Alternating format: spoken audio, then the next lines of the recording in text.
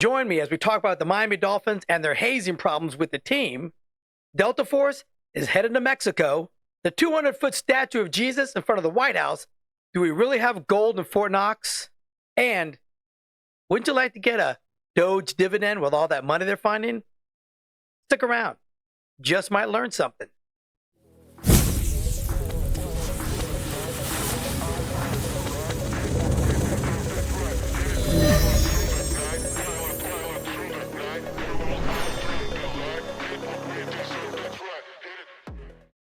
Welcome to the Eric T Conversation. I'm Eric T. Well, some interesting stuff came out the other day about the Miami Dolphins. And I'm a huge Miami Dolphins fan. I've talked about it before. But in 2013, they had a huge scandal between Richie Incognito and Jonathan Martin.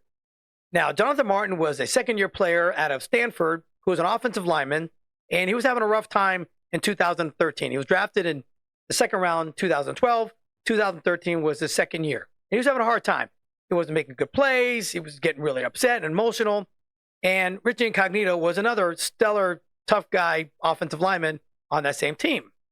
Well, what happened was, over the course of a couple of games, Jonathan Martin started disappearing. He didn't stop showing up at practice, started having all these issues. And when they finally started asking him to come clean, he just blurted out that he was getting teased. There were racial slurs being presented at him. There were bigotry being sent his way. He was getting teased every day. He was having a rough time. And he put it all on Richie Incognito. Now, there was also some other players as well. Pouncey and I think the defensive line coach there, they were kind of mixed up into it too. But Richie Incognito got the brunt of all the crap that Jonathan Martin started saying. He was saying that every day he was getting hazed at practice, hazed during the games, and he just couldn't handle being in the same locker room with Richie Incognito. So what happened was NFL did a huge 100-page report on it, found pretty much Richie Incognito was completely liable for all the harassment. He was suspended in the 2014 season. Adam Schefter was the one from ESPN who wrote the whole article about it. He crushed Richie Incognito as well. Jonathan Martin was traded to another team. I think he did maybe a couple more years and they retired from the NFL. 2014, Richie Incognito wound up with the Buffalo Bills and the LA Raiders, I believe. He had a few more years left and he played a couple more years, but he had a stigma of being a bully, a racist, and a bigot the rest of his career over this incident. Well, the other day, Jonathan Martin confessed to ESPN it was completely fabricated, that he made it up. His mother made it up. She's an attorney, made it up because he didn't want to quit and not get paid his NFL contract. And that's something. He ruined somebody's reputation because he wanted to quit football. He couldn't handle it. He was a big wuss. And his mom, who was an attorney, fabricated this story for him to use so he could still get paid. See, if you get paid, if you have an issue like harassment or something like that, or some racial things coming at you, they're going to honor your contract. They're not going to fire you over that. That could be another lawsuit. So he and his mother fabricated this entire story. So, I thought this was like 6 years ago. This was 12 years ago. And I remember like it was yesterday, all this happened. Because I like Richie Incognito. I liked his name, Incognito. That's a badass last name. He was a tough, hard-nosed offensive lineman. And he was a badass. So I could see how maybe he was tough on a second-year player. But I didn't see all this actually happening. It was probably one of the reasons why I stopped being so passionate about the Miami Dolphins, because they just constantly get tied up in all kinds of BS. I was a hardcore fan. It used to bother me emotionally when I watched the Dolphins when they lose. But now I can take it or leave it. That's how dysfunctional that organization has been. And now Richie Incognito is completely cleared of all that wrongdoing. You know what I would do if I was Richie Incognito? I would file a massive civil lawsuit against Jonathan Martin and his mother and whoever else was involved in it, because that guy lied and he kept it going. In 2018, he posted something about some things pew-pews he had there and how he's still emotionally distraught over the whole incident, which was completely a lie. Now he knows he lied. He made it all up, but he ruined someone's life over it. Listen, people, Everybody lies. And we have to stop believing everybody that comes up with a story, unless there's actually proof or evidence to say one way or the other. It was one person's word against the other one. And I think that's insane. Now, Richie Incognito was a white guy. Jonathan Martin was, a mixed guy, very light-skinned black dude. And I just don't understand why you got to believe everybody that comes up with some kind of story. That shit needs to stop. Ruin Richie Incognito's life for the past 12 years over a complete and utter fabricated lie. Dolphins. Ross, man, you're the owner. You got to fix this team because sooner or later you're going to start losing more of your fan base over BS like this. Anyway, that's the observation of the day. Now for the conversation. Well, it looks like Mexico has approved the Special Forces of the United States military to enter into Mexico and target the cartels. Those cartels don't know what's going to hit them because those dudes, you send Delta in there, they wipe out everything they see. It is those top tier operators like Delta or Green Beret, Special Forces, or the SEALs. Those guys can't wait to wipe out the cartels. So Mexico gave the approval. The United States military Special Forces is going in there, and they're going to target the terror organizations known as the Mexican drug cartels. That is going to be a huge awakening for all those guys over there across the border. Because our United States military, those top tier operators, they don't play. They are highly trained, highly skilled, and just machines when it comes to all those types of operations. And they live for it. So Mexican cartels, you better look out. They're coming for you hard. And you're not going to know to hit you when the Delta gets in there or Special Forces come to wipe you out. It's going to be beautiful. Now, the Delta airline crash that was yesterday was a regional Delta airline that was flying into Canada, just a regional hopper.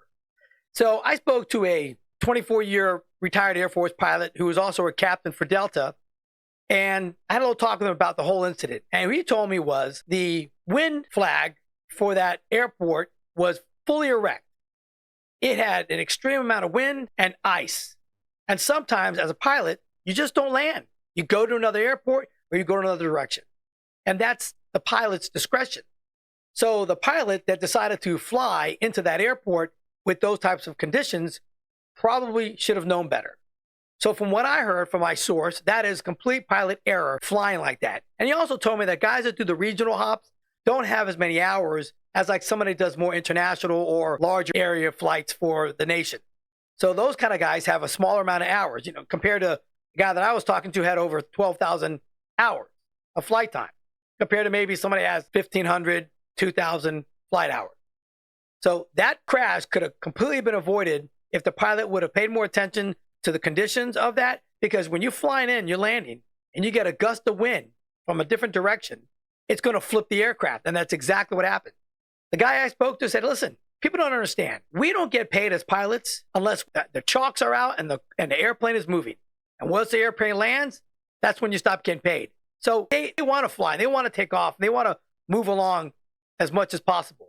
So when something like that happens, the pilot there should have contacted the tower, said, I'm not going to land here. The conditions are too harsh. I need to go to a different runway or something and land somewhere else. That's what they should have done. It happens all the time. The safety crew and the passengers is the utmost of the airline captain on that plane. So that was pilot error. That's why that plane did that. And I hope they look into it and they start looking into people they are hiring to fly these aircrafts. I think what's happened over the last 4 years has been disgraceful. And we are cutting ourselves short having the best qualified, experienced people flying aircraft. Because the incidents that we've had over the last couple of weeks completely could have been avoided by the pilots. Pilot errors. They need to stop. The rumor that's going around with a 200-foot statue of Jesus Christ getting put in front of the White House is completely debunked. Okay? So all of you people that are posting the statue of Jesus Christ in front of the White House, it's not true. It's fabricated. You can look at the White House cameras, the live cameras, and you can see there's no statue being put up. And I get it. It was a big hoax. People really fell for it. But I thought I'd tell you, it's not true. Now, Trump had a brush with death, and somebody in Butler, Pennsylvania died that day because real bullets were flying. He got clipped in his ear, fell to the ground, and I believe that was his alive day. A lot of people that were in combat that had near-death experiences or were dead and came back to life call it their alive day. And that was, I think, Trump's alive day. I believe that day he got a little bit closer to God, a lot closer than he was before. He said he loved God and a religious guy, but I believe he got extremely close that day. So it wouldn't have surprised me if he decided to put a 200-foot statue of Jesus in front of the White House, but it's not true. It didn't happen. And you know what? As religions go, I think it'd be a waste of money putting like something like that up, because right now we're worried about finding money, not spending any extra. Now, the funny thing is people are talking about Doge going into Fort Knox. Now, they're right now, they're in the Social Security office. I think they're going to go to the Fed. They're going to go to the Treasury. And people are asking them to go to Fort Knox because Fort Knox hasn't been audited in like 50 years. And by audited, they walked in there and they looked at it and said, okay, the gold's here. But they need a real true audit of the gold in Fort Knox. We're supposed to have the largest amount of gold in the world, but no one's really counted it. And by like counting, like, you get a bar of gold, you put the bar of gold down, you weigh it, you measure it, you test it. Okay, that's one gold bar. And you go through every single piece of gold bar there to find out if it's really there in Fort Knox. And I believe there was a senator that tried to get there a couple of years ago, and they wouldn't let him in there. And he started arguing with them, like, listen, why can't I come in there? And they said, well, it's a military installation. Because, well, I'm a sitting United States senator. I can go to military bases. I go to military bases all the time. Why can't I come into Fort Knox? And they're like, well, just because. You can't because. So that was really strange. So Doge is going to be going to Fort Knox. I guarantee you in the next 2 weeks, Doge is in Fort Knox. They're going to be digging through those bars of gold, and they're going to find out if it's really there or not. Now, I don't think the place is completely empty. But after what they're finding right now, I think it's kind of suspect that people aren't even allowed to go in there and count it and check it over 50 years ago. So maybe they find gold that's not there. Maybe they find more than we have there. And then that's a huge red flag as well, that we have more gold than we're supposed to have. So, and now they're talking about Doge is going to pay us out a dividend. That's just a rumor. So what they're saying is all the money they're finding trillions of dollars. Trillions of wasteful spending. As I said before in my other videos, I don't understand why everybody's so upset about this money that they're finding. It's only the people on the left. They're the only ones complaining about it. And not one person on the left has said, oh, that's great that they're finding this. All they want to do is just call Elon Musk names, call Trump names, say that it's unconstitutional, sue them in court. Why? Because they can see your social security number or something. Netflix has a social security number. Your bank has a social security number. Apple has your social, Google has it. The Google App Store has your stuff. Every time you buy something, it has it. eBay has it. Amazon has it. They all have your banking information. They all have it. And those places can get hacked. I remember Home Depot got hacked like 10 years ago using their debit cards. And you really think that Doge, if they can see your social security number, they're going to do something with it? They're going to do something with your banking information? No, your banking information is out there everywhere. Every time you sign up for something, you order something online. People that order it on Shein, you know where you ordered it from, right? Yeah, you put your credit card information there, but you're worried about Elon Musk finding your social security number or seeing what your bank routing number is. That's just crazy talk. But the left is constantly complaining. I just don't, they're complaining about it, but yet not one person on the left, not one, has said that's a good thing that we're finding any waste. Why is that? Why is it 50-50 split?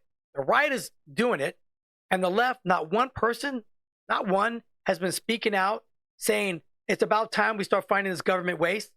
That right there should tell you all you need to know. If they don't praise any goodness that's coming out of that, it should be a red flag. Should be a red flag. So they're talking about all this money that they're finding, giving us a dividend. And I think that's an awesome idea. So apparently there's like $2 trillion that they found. And you divide that by how many tax-paying people there are. That's about a $5,000 stimulus check we can get from the money that they're found. And then the rest of the money, they'll go back to putting it onto the deficit and try to wipe out that $36 trillion that we're in a hole with. You never know. Weird things have happened. I'm all for it.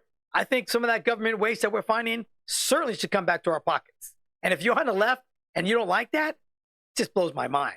And I see people on TikTok, they're all pissing and moaning about Trump all the time. And I find it ironic that people on TikTok are complaining about Trump on TikTok, the platform that he saved. It was shut down for what, 17 hours? And Trump signed an extension while they're trying to negotiate a deal? Trump did that. Yet all the people on the left are screaming about Trump and hating on Trump all the time. And he literally saved the platform that you can do that on. Irony. It's just crazy. So they're finding stuff, they're saving us money, and hopefully we get a little Doge dividend at the end of all this. Well, that's it for today. Join me next time for a little chit chat, some observation, and some good old fashioned conversation. Thanks.